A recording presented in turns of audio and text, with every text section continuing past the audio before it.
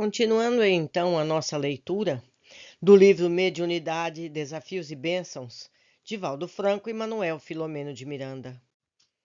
Conversações infelizes. As conversações pessimistas e vulgares, muito do agrado das pessoas frívolas e insensatas, além de denotarem ignorância e primarismo, facultam o intercâmbio com os espíritos omenteiros e desocupados, que se comprazem no conúbio de natureza obsessiva. Fala-se invariavelmente daquilo de que se está cheio o coração, conforme a conceituação apresentada por Jesus, escasseando os ideais de beleza e sendo mais sutil a inspiração superior. A pessoa que se permite as conversas chulas transita em lamentável condição para os distúrbios emocionais de largo porte, que se generalizam, dando lugar a uma sociedade aprisionada em clichês de sentido dúbio, em comunicações destituídas de profundidade, que sempre degeneram em conflitos e distúrbios de conduta. A vida é bênção de alto significado para o espírito, tendo-se em vista as oportunidades incomparáveis de crescimento interior e de conquista de valores éticos, assim como de contemplação da beleza indescritível, fixando-se nas delicadas estruturas da memória em forma de mensagens representativas do amor de nosso Pai.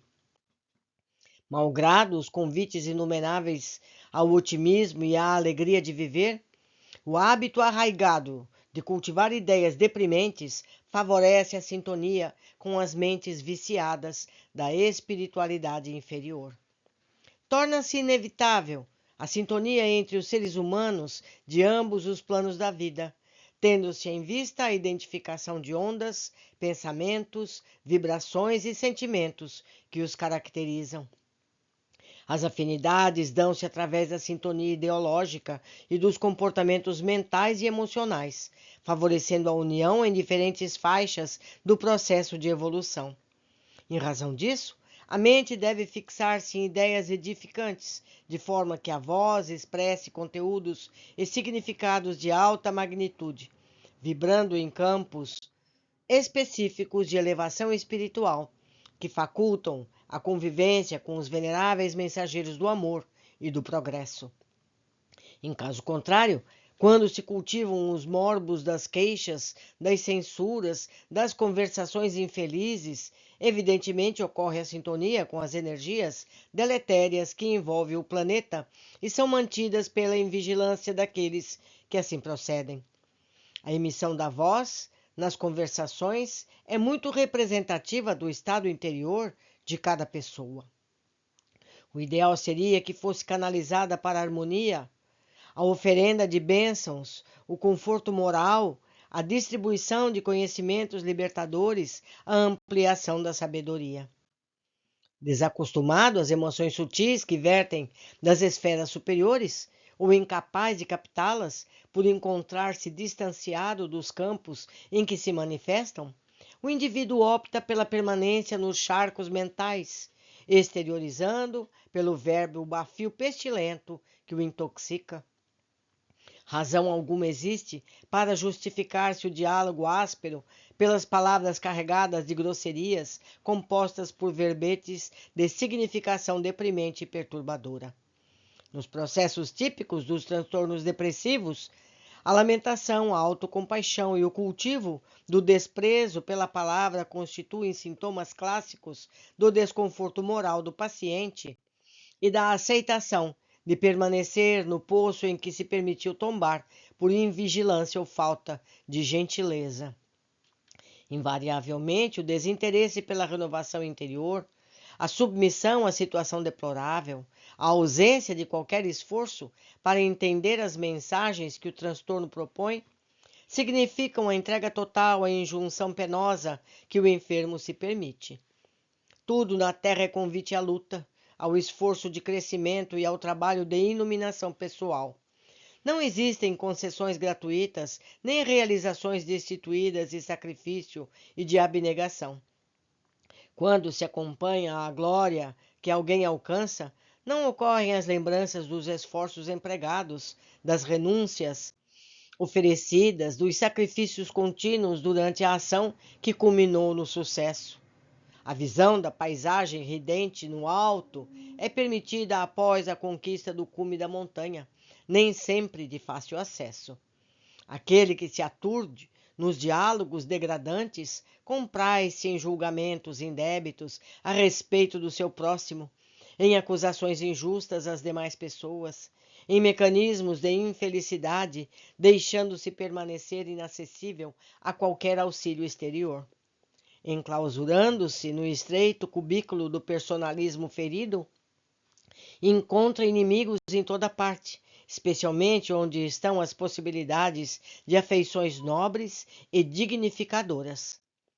Armando-se do conflito de inferioridade, alija-se do convívio saudável com as demais pessoas para refugiar-se nos escombros da falta de autoestima, desferindo golpes sempre contra tudo e contra todos, sem favorecer-se com a oportunidade de pensar de maneira diferente, ensejando-se renovação e vida. Em consequência, os espíritos de comportamento idêntico são atraídos para essa área de vibrações doentias, passando a nutrir-se das ondas mentais que produzem vibriões em processos degenerados de idioplastias enfermiças. Por outro lado, tendo-se em vista que se trata de alguém com débitos perante as leis soberanas, os seus inimigos, aqueles que foram prejudicados no passado e não o perdoaram, mantém a convivência hipnótica vingativa que culmina na obsessão pertinaz. A semelhança de planta parasita que se acolhe na árvore generosa e termina por destruí-la, roubando-lhe toda a seiva, o parasita espiritual também se aloja na aura do invigilante e passa a nutrir-se das suas energias, dominando-o por completo a longo prazo. Os processos de saúde, não obstante, têm início quando se operam os primeiros sentimentos e desejos de recuperação, ao tempo em que se acolhem os pensamentos saudáveis que se expressam em conversações agradáveis e positivas. Nesse sentido, a oração, que favorece a mudança das paisagens íntimas, proporcionando emoções de bem-estar, opera a reconquista do equilíbrio. As leituras portadoras de mensagens enriquecedoras de paz e sabedoria conseguem arquivar-se na memória, substituindo as fixações doentias e mesmo conseguindo anulá-las. É indispensável, portanto, que se evitem as más palavras, as que corrompem, aquelas que se encontram saturadas de significados obscenos que representativos das misérias, sordidez humana. Melhor, a condição cultural, abandonando o uso dos conceitos vis, deve constituir o programa psicoterapêutico para a conservação da saúde e da sintonia com a vida abundante.